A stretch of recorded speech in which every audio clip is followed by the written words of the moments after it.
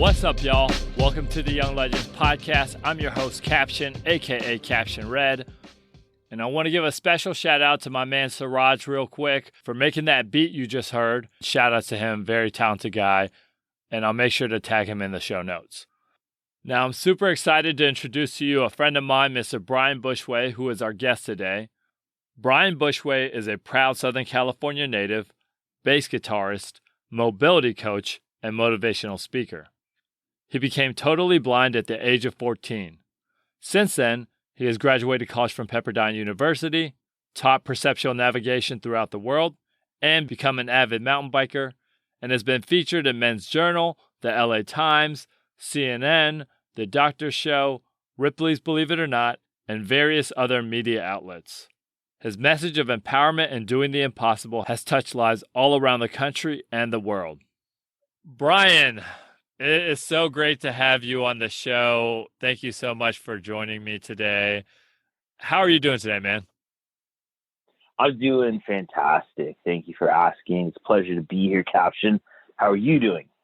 Man, I couldn't be better. I'm feeling great. Everything is good, and I'm just really excited about this interview. So I wanna know what's going on in your world. What's the latest and greatest? What's been happening with you? You're always moving. You're always shaking. What's the most recent thing in the world of Brian Bushway? Well, I was even surprised. I was listening to NPR radio, and at the beginning of October, Mattel, the game company who produces Uno, they have now come out with an accessible version. They have Braille on the version now. And so you could go to Target and buy yourself an accessible Braille version of Uno, which is super cool, which I was hired to be in their how to do video, like how to play the Uno video. So I got to go to the Mattel studios, makeup, hair, with a whole production crew, craft services. They have multiple studios. It's an amazing facility that they have over there at Mattel. And we spent the whole day filming these how-to videos, me reading some of the Braille instruction cards and just showing us, the different cards and what they mean. But it's pretty great. It's all over everywhere. All right, that's fantastic. So what you're telling me is the next time I see you, we're getting down on a game. Is that what you're saying?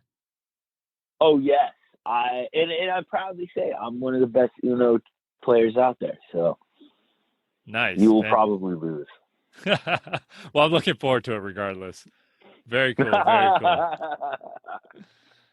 All right, man. So, we've known each other for some years now. Back in the day when I lived in LA and you still live in LA, when we got to tag team, go to the schools I used to work at, have you talk to the kids. Those were great times. And I'm just glad we could team up again and just do this interview. So I just first wanted to say appreciate you for that, all the times that you've come through and talked to some students for me. Oh, it's great getting out there and just meeting people. Young people have an amazing capacity. Like I went through so much of my life's major transitions as a young teenager, and I learned just as a young person, we have so much capacity. It just takes a little maturing over the years sometimes, but young people have amazing abilities, and they're the future generations, and they have great ideas to help navigate our species. So, young people are great. So anytime I can get around, speak with young people, it's always a good learning opportunity and a good exchange of information. Yeah, absolutely, and they're always inspired by you and just your life and all the things that you have to share. So I always like to start my interviews with a funny story, a cool story, a story of a win, a story of a loss, just an interesting story. So with that being said, you want to just start us off with a story that you think fits in at least one of those categories or in maybe even multiple of those categories? There's so many different interesting stories that I've sort of been one always wanting to go out and find different adventures per se. or even as a little kid going and exploring, gold mines or hiking on trails, mountain biking, playing sports. Then as you become teenagers, you get a little bit more clever. You start having resources. And there was one particular time where I call this story, I was old enough to know better, but young enough not to care. So all of us guys were all hanging out. And I'm like, what do you guys want to do? Kind of bored. Want to go to the movies? No. Let's call some girls. We didn't have any girl phone numbers to call. So that was going to happen. So like, remember when we used to get caution tape and construction cones and we would block off the road and then we would go hide in the hills with bushes and we would launch water balloons at the people trying to move the cones coming home from work. I'm like, yes, we remember this. Let's do this. So we mobilize, we get all the stuff, all the gear, we fill up water balloons, have a bucket of them, the launcher. We make it down to the road. We block off a road. We find a great perch up in the hills behind some bushes so we can't be seen. And people would come home after work and they were blocked by the codes and they'd have to get out and move them. And then we would just unleash mayhem, water balloons. And the people would be looking and freaking out and not knowing what to do. And we had just the greatest time doing this for a while. And then we got bored a little bit. But then a party let out near us. And this is at night. And it's a party of other high school kids. And so we said, they're in trajectory. So we change where we're shooting, get a new position. And now we start launching water balloons at these guys all coming out of the party. Well, I started thinking what's going to happen is these guys are now on foot. There's lots of them. They're going to get mad, come looking for us, probably come running up in the hill. And chase is about to ensue. And I'm thinking, I'm going to be slow. I have the white cane. I'm visually impaired. Oh, hold on. Let me get this right. This was after you lost your sight. Y'all did this. Oh, yeah. This is probably 5 years or so, give or take. This is definitely many years after like losing my vision at age 14. Oh, wow. Okay. That changes the whole story. I'm just like, okay, you teenagers and people shouldn't do this at home.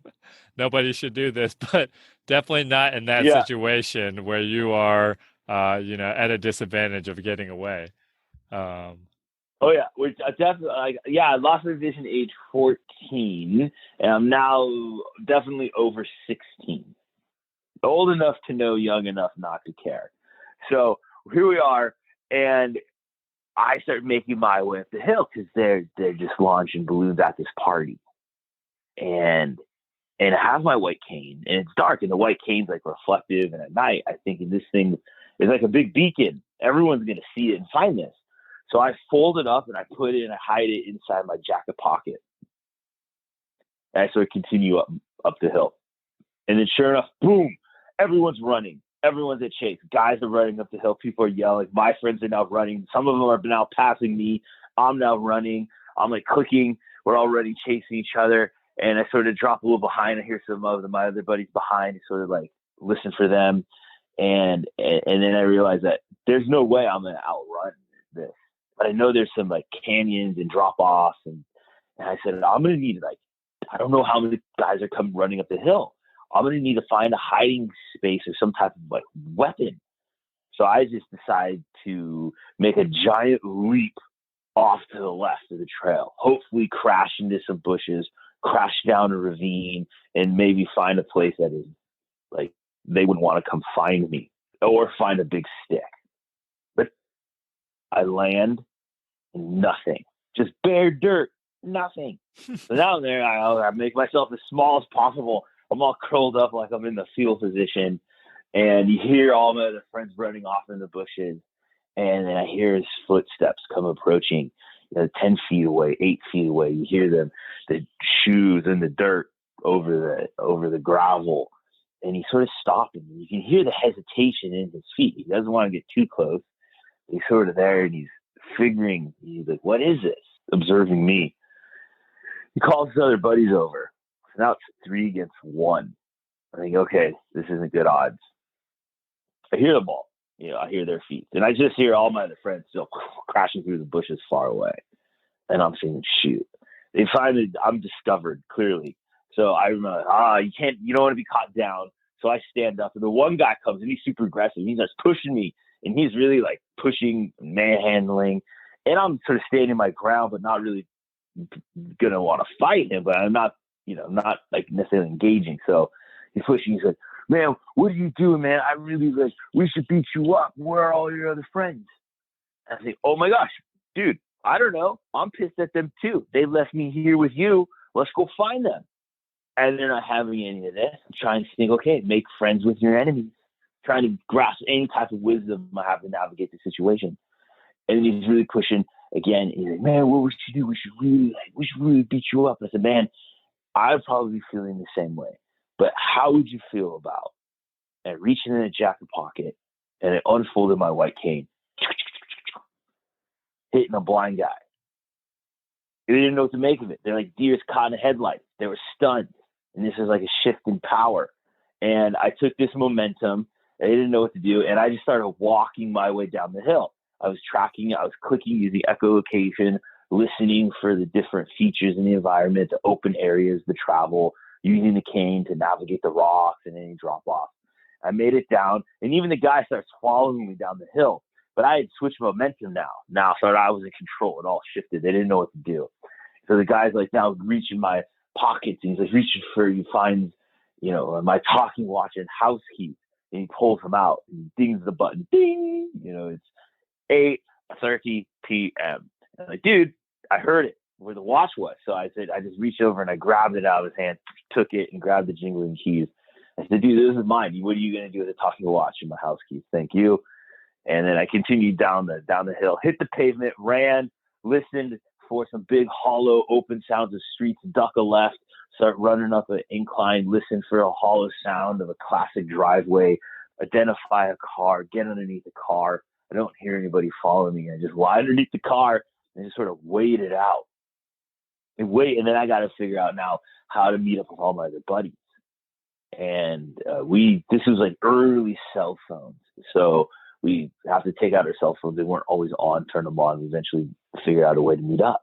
And I was just there sitting underneath this car, like having these moments and all these thoughts, like catching my breath and just realizing full of adrenaline and go, oh my gosh, I almost just got beat up. I could easily just ended up in the hospital. Like if you get punched in the head and it hits you in the right way, people could die. Like fighting is a serious thing. You don't really want to be in these scenarios.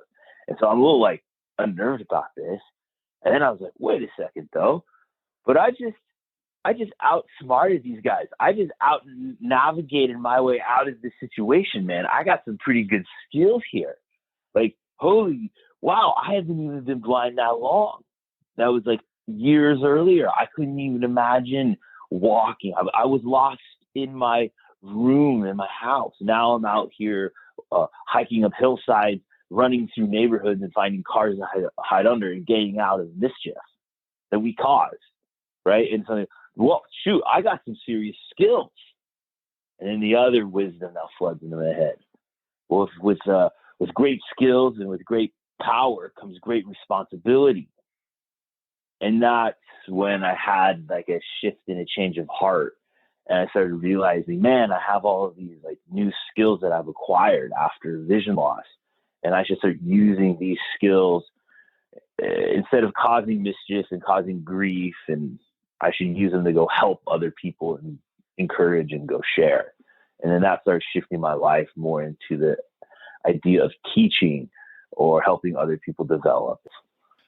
That's a crazy story. The whole time you're telling that story and knowing that you are a public speaker, I feel like there's going to be a day where you go share in front of an audience and one of those guys is going to be there and be like, oh man, we were the guys who chased you down, and y'all will have like a just a lovely moment together, and obviously bygones will be bygones because you're all grown. But I feel like that day's coming. Yeah, that would be awesome. That would be that I would welcome that moment. That would make everything come so full circle. And when I write my book and all the publishers have to do all the fact checking, those guys will be very useful to vouch for the story. Because some people are like, what, that really happened? And you're like, oh yeah, go talk to all my buddies. And my buddies, they're the ones that left me. They're like, their side of the conversation is even interesting. They all go hiding up in the hills, and they have this moment of realization. Where's Brian? Who was responsible for Brian? Right. Which is an interesting insight. They all thought, like, we're all friends, so I guess we're all mutually sort of responsible for each other. But someone had thought that, because I was visually impaired, that there was some other, like, someone assigning responsibility to me. And that was it, they all left. And that's why I learned as a young person early on that I really had to strive and had the motivation to develop some good independent advanced skills. So when I found myself in these unknowing situations, like navigating down a hill, avoiding a fight, and looking for a hiding place, that I would be able to do that, and I wouldn't, and it worked out. It was great. It was only water balloons. Sure. So, Absolutely. Yeah. Summer camp fun with water balloons, right? It's only water balloons. Sure. Yeah. No, that's a great story. I mean, I love all the elements of it, particularly the part of you not getting hurt. That's important. Very cool. So let's backtrack and just kind of talk about just kind of your journey up until this point. So you were, just a regular kid doing what regular kids do, and then this all happened to you. So can you just kind of tell us the life journey, before, I guess, during, after blindness, and then just kind of your journey since then? Yeah, it starts picking up some more like interesting, different directions in my life story about the age of 6th, 7th grade. Prior to that, it was pretty normal, just like everyone else, just going to school and, more or less trying to fit in, figuring out how to belong, playing sports. It was pretty normal. At the end of 7th grade, I started noticing that I could not read the board as well. And I cover up my good eye and I look out my left eye to try to see. I always used to be able to see some things there. It was always kind of bad. This is the first time that there was nothing. It was all black. And little did I know that over the next 6 to 8 months, I'd go from being a person of functional vision to then having no light perception, to then going through and, becoming blind with no light perception, only to discover that my other senses would start filling in those blind spots. And I then learned to image acoustically. But those interesting first couple of realizations, when you can't do the things you used to do in the same way, it starts really changing thoughts about yourself, thoughts of esteem. You're just not as good because you can't see, and glasses can't help. What was happening was my optic nerve, it's a cable that goes from the back of the eye to the brain, and it started dying and deteriorating. And it's pretty complicated. It's more complicated than the central nervous system. So there wasn't any real type of medical replacement or enhancements they could do. And over that end of 7th grade to the beginning of 8th grade, I essentially went from that, full functioning vision to having no light perception, experiencing visual field loss while still being active. Like I remember the first time I used to play ice hockey, and I remember that I just couldn't see the puck anymore. It would just go by me. I couldn't track it. And the coaches go, "What are you doing? Get the puck. Are you blind or something?" Sure enough, that's what was happening. I was losing my vision. I couldn't see it. I wish I would have known what I know now about adaptive sports. They make adaptable hockey pucks that make noise. So if I would have had that knowledge, or even been more creative with thinking about how to use my other senses, or simply problem solving, it makes total sense. You can't see it, but you can hear it, so follow its sound location. I could have been still playing hockey at a much more higher level. So the vision loss caused me to then have to stop. I didn't know how to contribute to the team. And I felt like me being on the team was just like, I was a burden. And so my life started shrinking. I stopped playing like group sports, started gravitating to more individual sports, which got me into aggressive skating. So I was in aggressive rollerblading. So I could barely see 8 feet in front of me. I was grinding, jumping stairs, grinding poles, skating half pipes, and barely able to see. And I remember one summer afternoon, we're skating to the local fast food restaurant, and we're all making fun of each other, taunting, saying bad mom jokes.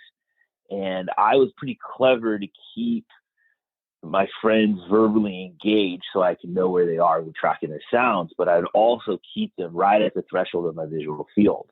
Instead of like physically walking human guide knowing where they are, as many visually impaired people do, I would just keep them in my visual field, like that 8-6 feet. And I would essentially just follow wherever they were going. And so we're skating and we get a little bit more distances and I'm not really sure where they are. And then I realize, whoa, I'm crossing a street and I don't know if it's green or red. And I found out with all the horns honking at me, it was the wrong time. I hockey stop, hit the brakes, collect myself, find myself face to face with a car, and crawl back up onto the curb. My friends are once again gone into the distance. Now find myself marooned on this corner, thinking, "Oh my gosh, I was like got hit by a car." And I have enough vision to get into trouble, but not enough to get out. And I'm panicked. I don't know what to do. How am I going to get home? There's lots of streets to go back home. This is pre-cell phone. I can't call mommy to come rescue me. Like I'd have to give her some general idea of where I am. I can't see enough to read any street signs. So I'm just there, panicked.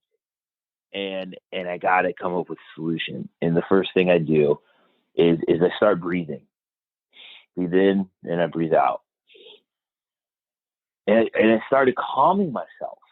And I started realizing that once I calmed myself, I then was more able to critically think and centered. And being centered, I was able to connect the dots. Oh, I know when it's safe to cross the street. When the parallel traffic is going, that's when it's safe for me to cross. I don't need to be able to see if it's green or red. I just cross with the parallel traffic and be mindful of any turning cars.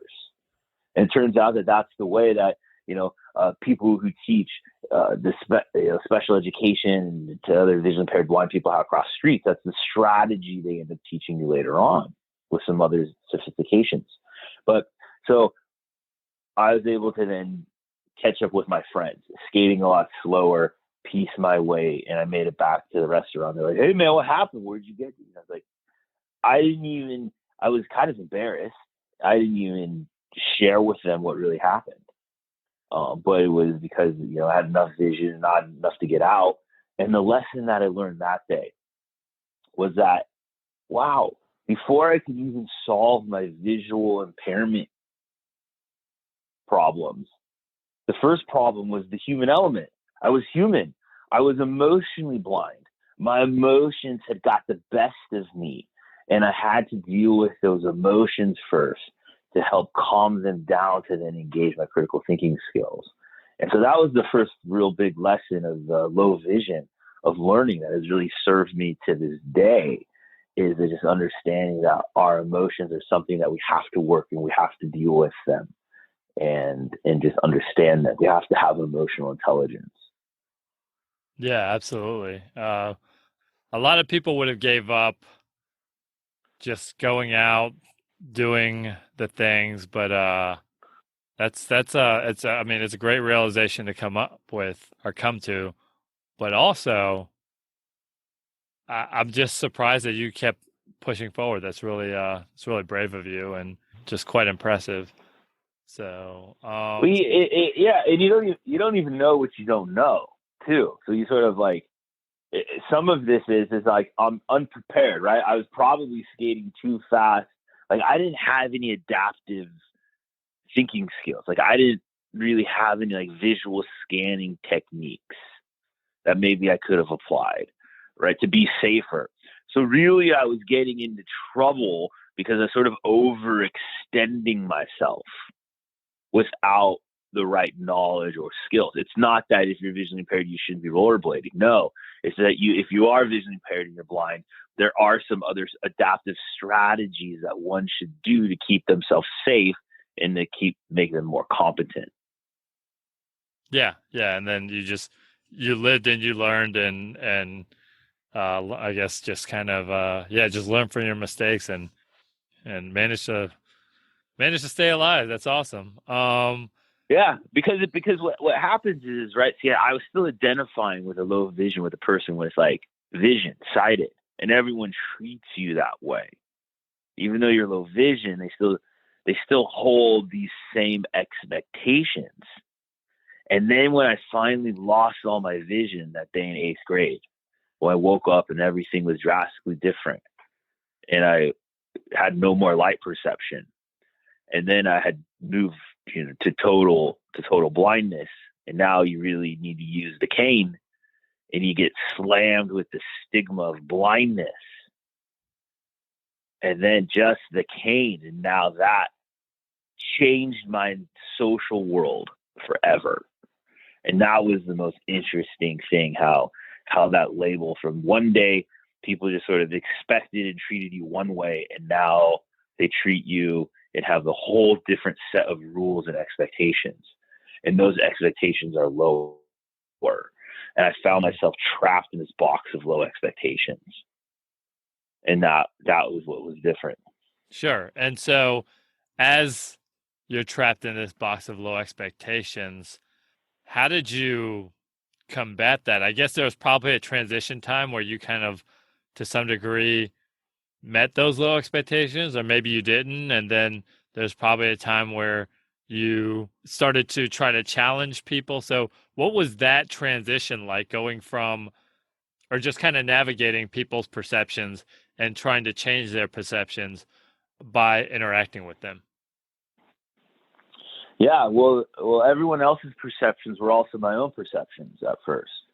When you're totally blind, like when I had like low vision, I was kind of faking it till I made it.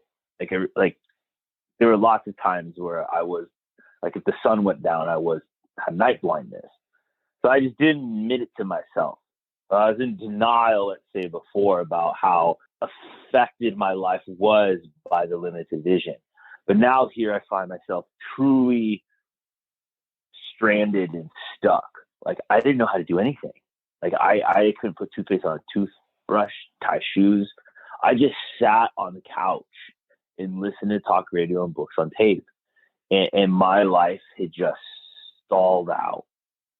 And you know what? The sad part is everyone kind of lets you get away with that. You're blind. Of course you can't do anything. If you're blind, you don't do anything. You're blind. Let me do this for you. Be careful. You can't see what you're doing. You're going to get hurt. That's the larger message. And I also found myself struggling with those voices and those influences. And so there were these times of just like a couple months, a couple weeks of just nothing. And when you hit that point of nothingness, anything is better, right? Anything is more stimulated. I was so bored. I was out of school. I was understimulated. I once had a very mobile, active lifestyle. And now friends didn't even come around. I didn't do anything. So I was stuck. And so what shifted is like, wow, my life can just look like this forever, or I just try. I just start. I just try. Because trying is at least better than being bored. There's nothing else to do. Like, oh, I want to go outside. I got to learn a new way to go outside. And you have to start just like accepting those realities of the things that you have control over.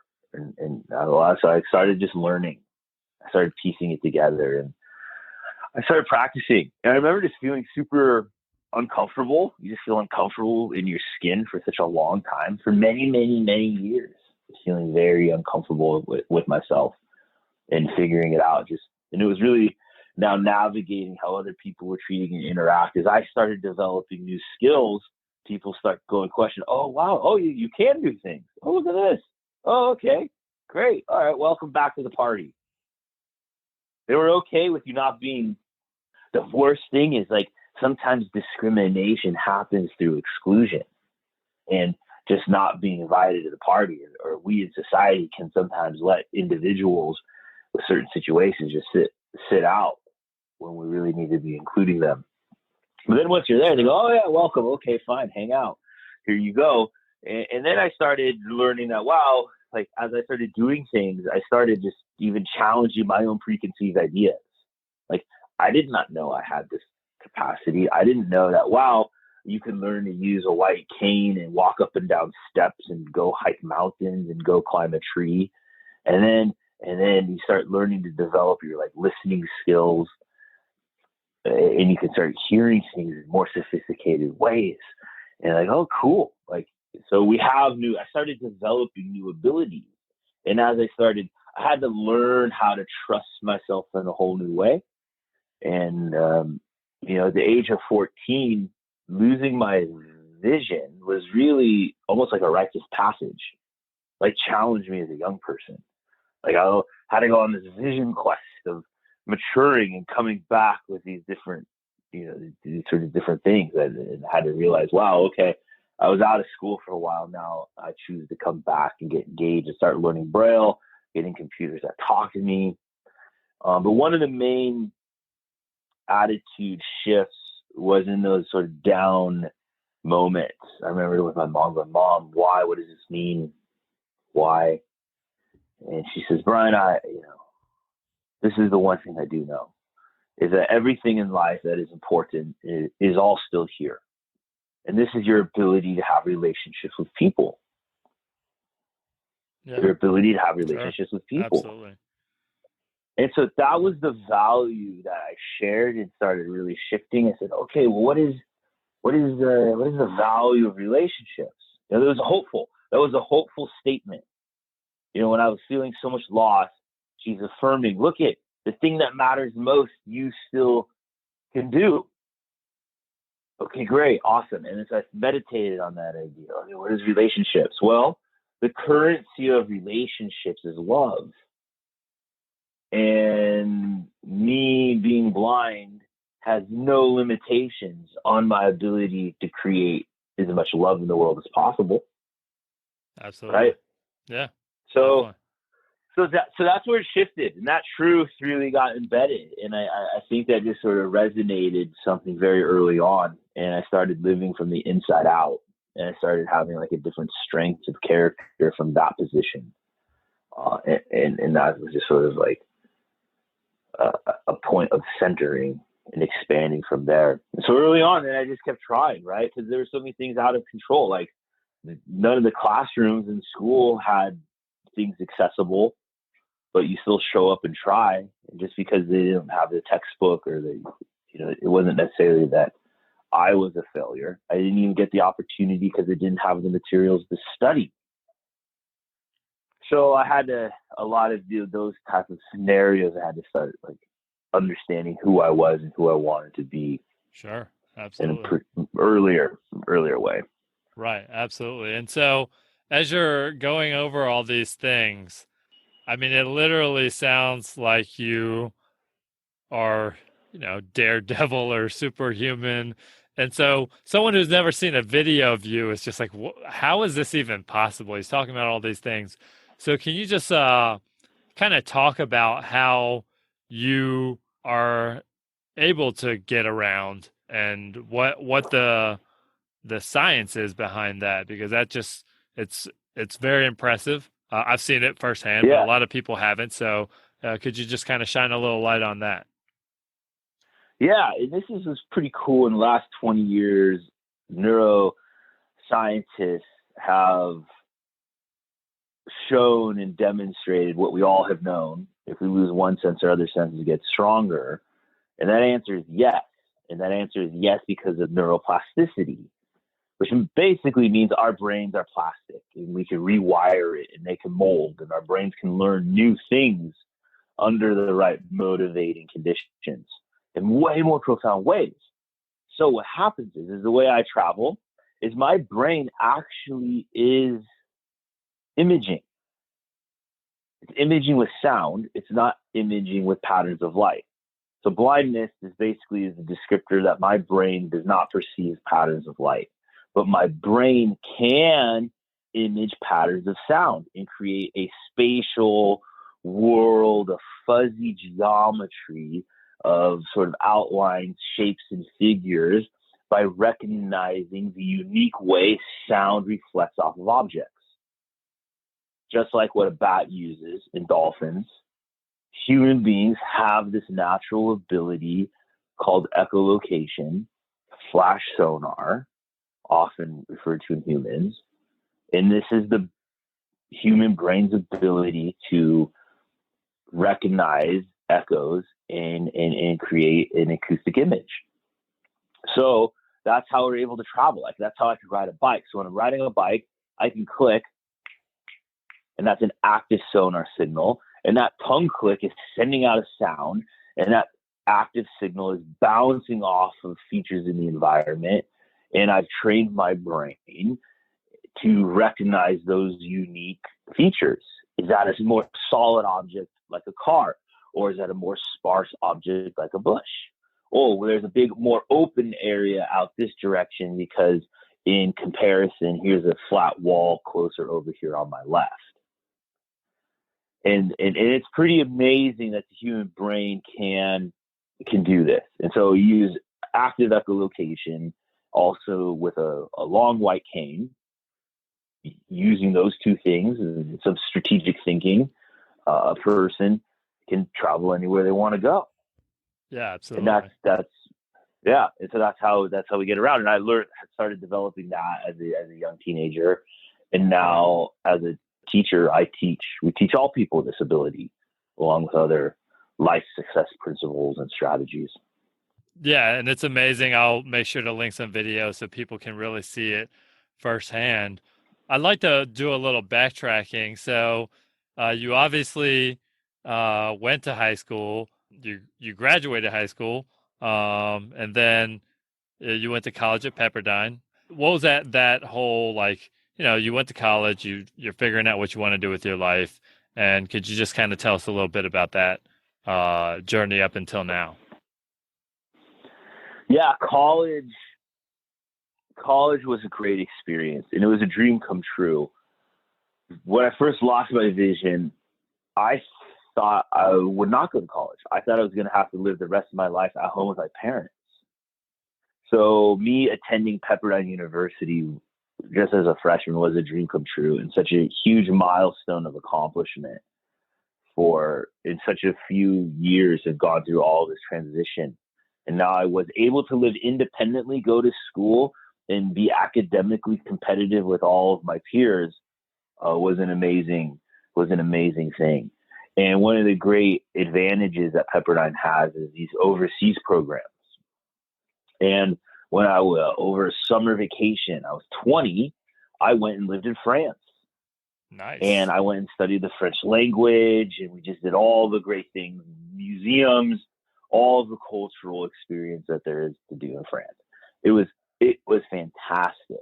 Sure. And that is what started getting my love for travel.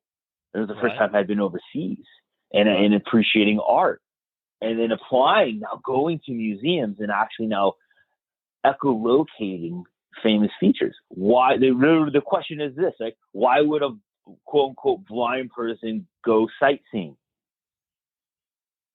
Well, if a person can acoustically image, then they're not really blind. There's a whole other different aesthetic of the world to appreciate. Sure, absolutely. And so I started just like appreciating in the world and loving other cultures. And so that started opening up my mind to wanting to travel and do more things like that. And so through my career at Pepperdine, I started studying speech communications and minored in nonprofit management. And then eventually lived in London for another summer vacation, and eventually graduated. And then right after graduation, because I had these different overseas experiences and met some people at Pepperdine, there was an orphanage in the country of India that housed a bunch of blind orphans through this hospital. And so we put together like a trip to go teach and bring some services to Calcutta, India. And it was there after that experience was one of my first teaching experiences where I just felt like it was really meaningful. And there isn't a lot of people teaching what I teach with the experience in the background. So that was the first time I said, okay, I gotta invest more time in developing more skills as a teacher and do this. And that's when I started really going down that path and started just sharing with the world this ability and just how all humans can expand our capacities.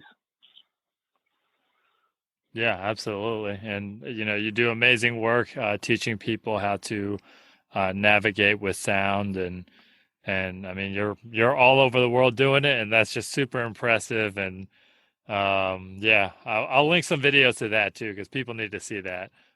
So Brian, with all the things that you've done through your life and you've learned and gained wisdom and learned through your mistakes and done so much, what advice do you have for someone who's a younger person who is struggling with what they're going through, whether it be a disability, whether it be an insecurity? What would you say to them? Because here you are this rock star, but you weren't always a rock star. You went through the same stuff that they're going through. So what thoughts do you have to share with them about dealing with what they're going through? Yeah, part of the tension of life, and I remember especially as a teen, and even adults still go through this. Every human being goes through this all the time, is the tension of belonging and fitting in. And what is the difference of like fitting in and belonging? People should think about that. What fitting in sometimes is we're trying to change ourselves to fit in with the group, versus where belonging is where we understand sort of we've explored and sort of understand where our own truth is. And we put ourselves in social situations where other people love us and they celebrate who our uniquenesses are.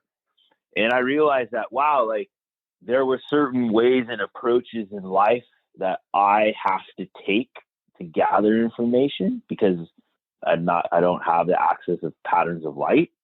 So I always have to be doing something that's different than other people.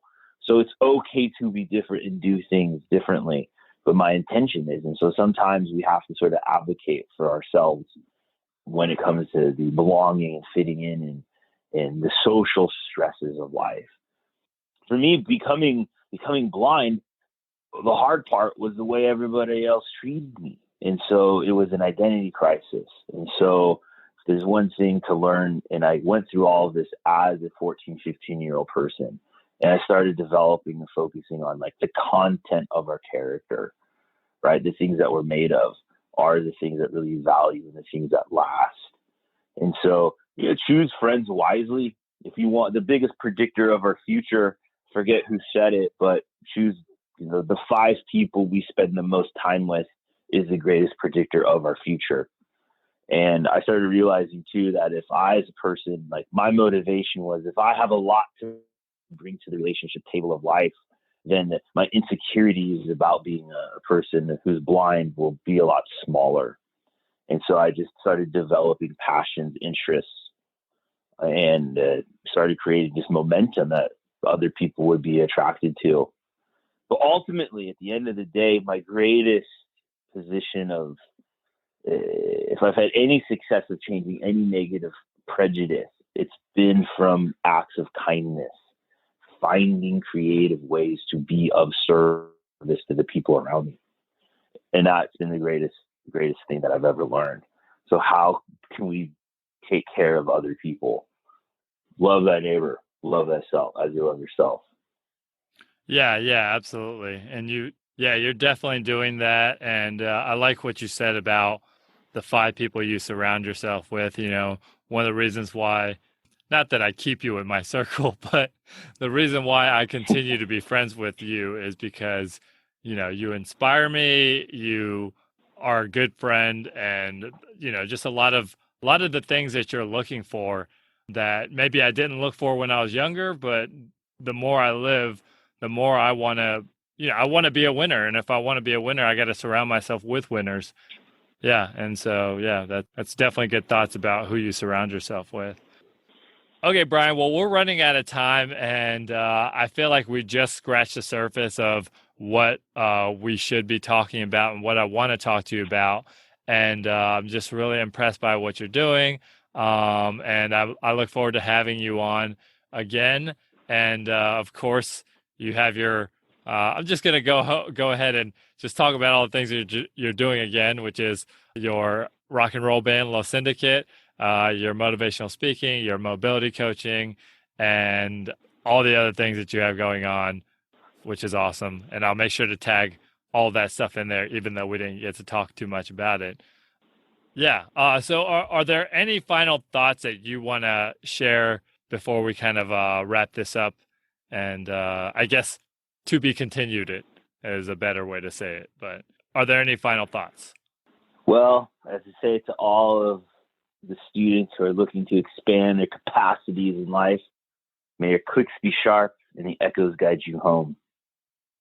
Nice. Clicks be sharp and the echoes guide you home. I like that. Very cool, Brian. Well, this has been a great conversation.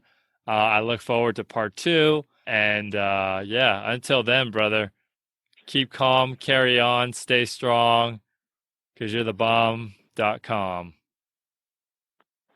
All right, Caption. Keep it red. All right, man. Thanks so much for joining me. I'll be in touch, and let's do this again. Absolutely. All right. Have a good day, man. All right. Bye. Bye.